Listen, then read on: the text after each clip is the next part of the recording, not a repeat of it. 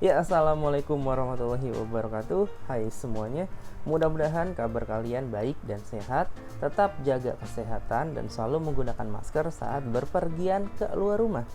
Nah, video kali ini adalah video pembelajaran mengenai materi awal yang ada di kelas 10, yaitu tentang materi konsep geografi atau biasa disebut konsep esensial geografi. Nah, apa itu konsep geografi? Jadi yang kita ketahui, konsep ini adalah dasar yang ada di dalam geografi. Sebelum lebih jauh, lebih bagusnya mengetahui dulu atau ya memahami dulu tentang dasar dari geografi. Nah, dasarnya ini dipelajarin di konsep geografi. Oh ya, sebelum lanjut silahkan untuk subscribe terlebih dahulu, ya, biar kayak youtuber yang lain.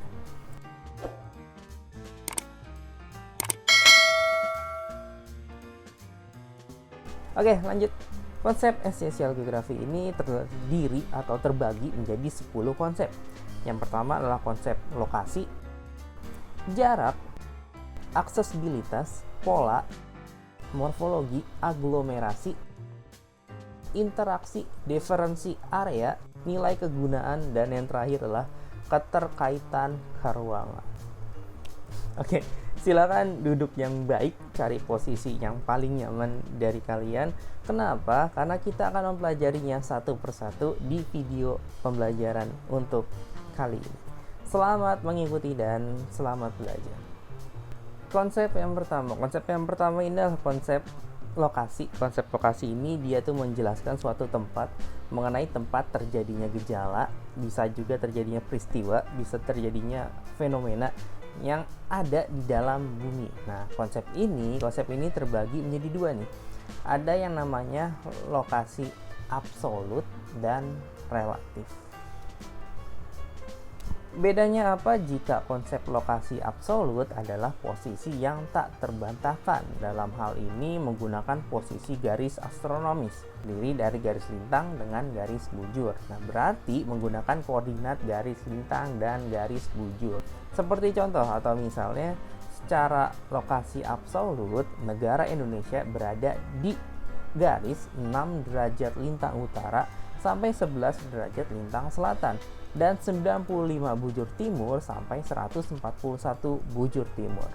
Itu adalah konsep lokasi, contoh lokasi absolut negara Indonesia.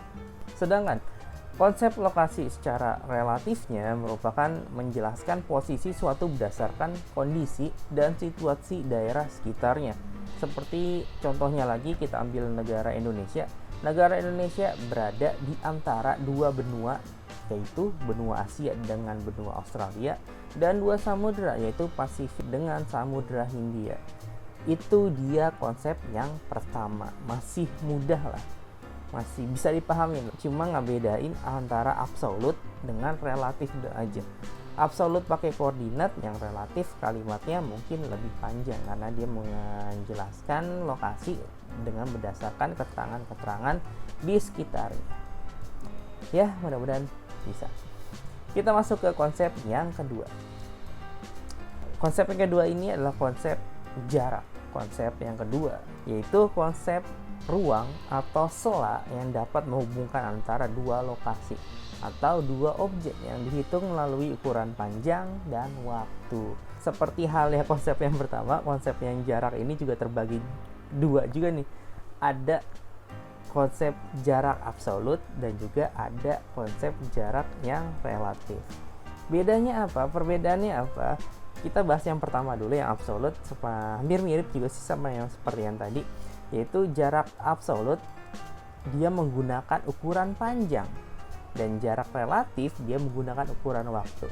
Contohnya gimana? Contohnya, jarak Jakarta ke Bandung jika menggunakan jarak absolut adalah sejauh 154 km, kurang lebih sih.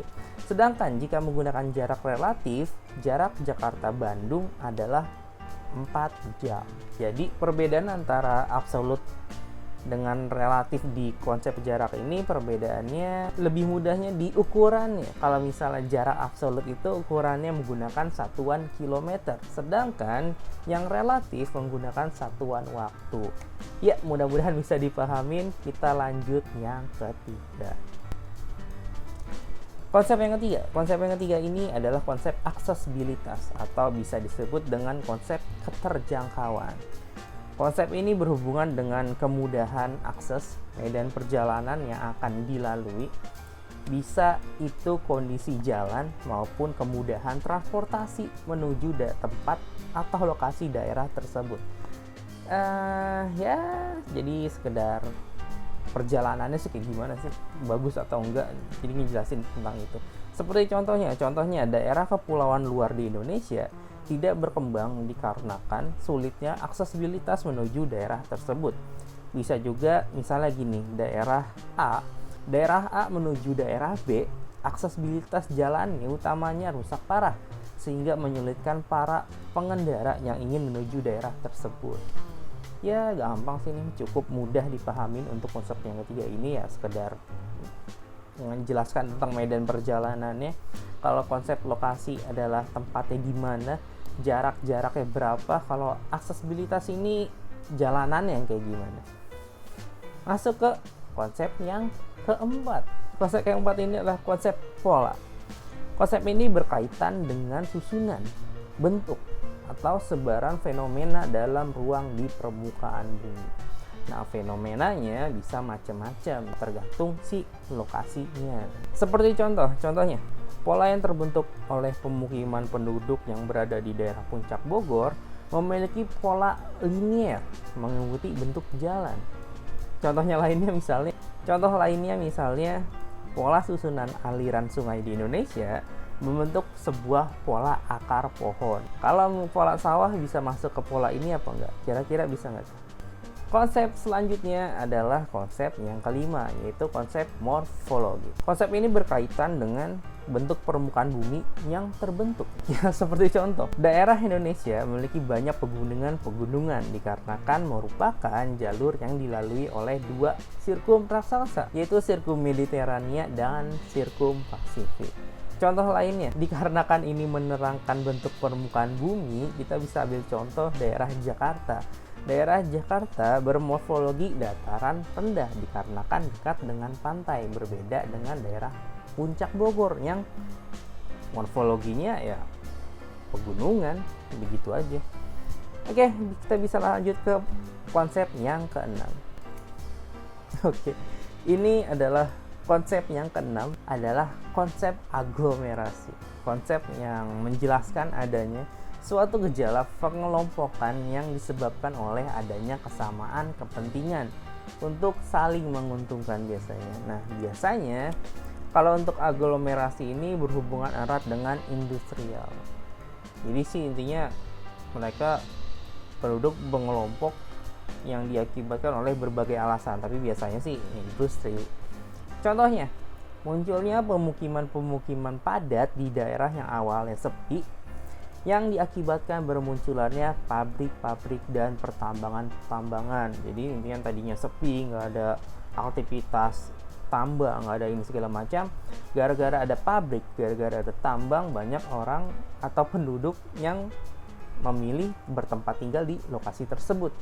Ya, secara kasarnya aglomerasi ini menjelaskan pengelompokan penduduk yang diakibatkan berbagai alasan, seperti ditemukannya banyak sumber daya alam seperti tadi ada pertambangan dan segala macamnya, juga termasuk sumber air, sumber pekerjaan, pariwisata, dan makin berjamurnya pabrik-pabrik pastinya. Salah satu sih itu sih. Dari aglomerasi kita masuk ke konsep yang ketujuh. Kita udah masuk ke konsep yang ketujuh. Konsep yang ketujuh ini adalah konsep interaksi, sebuah hubungan. Konsep ini menjelaskan semua yang ada di permukaan bumi ini saling melengkapi satu sama lainnya, sehingga menciptakan sebuah interaksi dari setiap daerah satu dengan daerah yang lainnya. Jadi setiap daerah itu mempunyai interaksinya masing-masing. Walaupun interaksinya bisa berdampak positif dan negatif. Ya, seperti contohnya Untuk konsep interaksi ini, hasil pertanian dari daerah pedesaan sangat dibutuhkan untuk mencukupi pangan masyarakat di daerah perkotaan. Gampang lah kalau yang ini. Intinya sih ini ada sebuah daerah yang memiliki interaksinya masing-masing dengan berbagai bidang. Konsep yang ke-8. Konsep yang ke-8 ini adalah konsep diferensi area. Yang artinya kita mudah-mudahan udah pada paham, artinya adalah konsep perbedaan wilayah, diferensi area. Konsep ini mempertegas bahwa antara satu tempat dengan tempat lainnya memiliki perbedaan berdasarkan karakteristiknya masing-masing wilayah. Ya, setiap wilayah mempunyai karakteristik yang berbeda-beda pastinya. Seperti contohnya penduduk di wilayah di pegunungan terbiasa menggunakan atau mengenakan pakaian yang lebih tebal ketimbang penduduk di pesisir pantai. Kenapa bisa kayak gitu? Ya, dikarenakan daerah pegunungan memiliki suhu udara yang lebih rendah ketimbang daerah pesisir pantai yang memiliki suhu udara yang cukup tinggi. Intinya, dia membedakan wilayah satu dengan wilayah yang lainnya. Itu doang sih sebenarnya. Kita masuk ke konsep yang ke-9. Konsep ini adalah konsep nilai kegunaan. Konsep ini berkaitan dengan kegunaan atau manfaat dari wilayahnya masing-masing. Karena di setiap wilayah atau daerah mempunyai potensi atau nilai kegunaan yang bisa dikembangkan. Sehingga nilai kegunaannya itu bisa maksimal gitu. Jadi potensinya bisa dikembangkan dan potensinya memiliki manfaat yang bagus, potensi yang bagus untuk rakyat dan masyarakat yang banyak. Seperti contohnya misalnya daerah pegunungan memiliki nilai kegunaan sebagai tempat yang sangat cocok untuk wisata alam. Selain wisata alam, daerah pegunungan juga bisa cocok untuk tempat perkebunan buah-buahan dan sayur-sayuran. Sudah sampai yang terakhir, sedikit lagi, ini konsep yang ke-10. Konsep yang 10 kita masuk ke konsep yang terakhir. Konsep yang ini adalah konsep keterkaitan keruangan. Konsep ini dia tuh menjelaskan perbedaan potensi wilayah antara satu dengan yang lainnya, sehingga mewajibkan dan mengharuskan wilayah tersebut saling melengkapi dan berinteraksi. Jika misalnya yang sebelumnya adalah nilai kegunaan, itu menjelaskan manfaatnya. Kalau yang ini lebih ke keterkaitan keruangan, saling melengkapi dan berinteraksi. Contohnya konsep yang terakhir ini adalah perkembangan pembangunan yang terjadi di kota Jakarta memberikan dampak yang sangat signifikan pada daerah-daerah sekitarnya seperti Bogor, Bekasi, dan Tangerang. Itu adalah konsep keterkaitan keruangan. Akhirnya konsep geografi selesai sampai sini, itu yang terakhir. Mudah-mudahan juga kalian simak video ini sampai habis. Akhirnya selesai konsep geografi, materi konsep geografi yang ada 10. Mudah-mudahan bisa dipahamin, mudah-mudahan bisa dimengerti.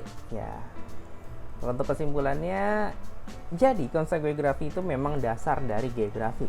Terus terdiri dari 10.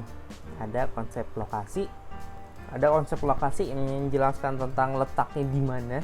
Konsep kedua adalah konsep jarak yang menjelaskan jaraknya berapa, aksesibilitas, medan perjalanannya seperti apa, pola susunannya kayak gimana, morfologi bentuk permukaan buminya seperti apa, aglomerasi pengelompokannya seperti apa, pengelompokannya bagaimana, interaksi hubungannya apa antar wilayah, diferensi area, perbedaan wilayahnya gimana, nilai kegunaan, manfaat wilayahnya apa, dan keterkaitan keruangan yang terakhir. Mudah-mudahan bisa dipahami.